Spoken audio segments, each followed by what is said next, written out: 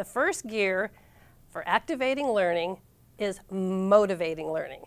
That seems so obvious. If students aren't motivated, why would they come to class? Why would they want to learn?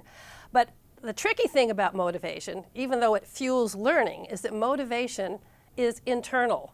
It's within the student, the same way that being hungry is inside the students or being tired. But there's certain things that you can do as a faculty member to increase the chances externally that a student will be more motivated in your class. And they tend to come in three categories. You can show the value of your course. Secondly, you can enhance their expectation of success in your course. And third, you can provide personal support to them for your course. Let's go back to the first one, value of your course. Now, if you teach in the School of Business and you're teaching negotiation skills, it's fairly obvious why they're taking your class. But what if you teach ancient history and you're teaching the students to walk in the virtual shoes of the Roman slaves 2,000 years ago? You have to be a little bit more creative to get them to see the value of walking in those shoes. So value of your course is the first motivator. The second is the student's expectation of success. Think of yourself. You go into a class and after the first couple class sessions you think, wow, I am never going to pass this course. You drop out. But if the faculty member starts from what the students already know, they gradually build up in complexity. They send the message that, you're going to learn this. There are options. Maybe the student can choose to write a paper versus something else that they're not as good at.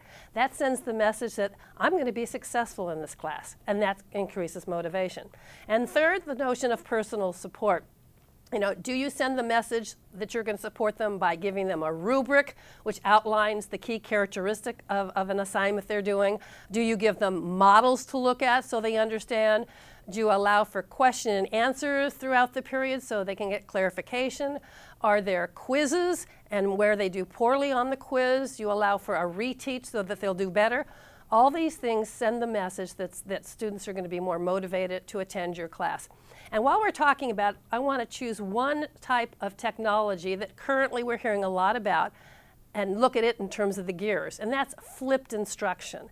And if you're familiar with flipped instruction, you know that the model is to say that first exposure to foundational knowledge, we're asking students to get outside of class, either by watching a video of, let's say, a lecture or reading an article, and then coming to class. The flipped instruction is the classes where students do much more complex thinking and problem solving with the faculty member there to guide the practice. This is a perfect example of faculty personal support of students. It sends the message that instead of being behind the lectern in a lecture setting, I am cruising throughout the class, monitoring students' practice and helping them, supporting them, and this increases student motivation. And Mike, you have some examples as well, right? Absolutely. I was thinking of in the content of science, since I'm a science educator, and I was thinking about how can we make science relevant for the student? What we find is the more relevant the content is, the higher the motivation is for the student. And then all of a sudden, motivation serves as a catalyst for increasing learning.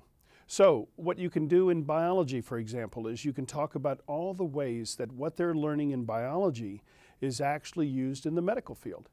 And if that connection is clear and explicit, then all of a sudden what you've done is you've made a connection that will enhance learning in that course.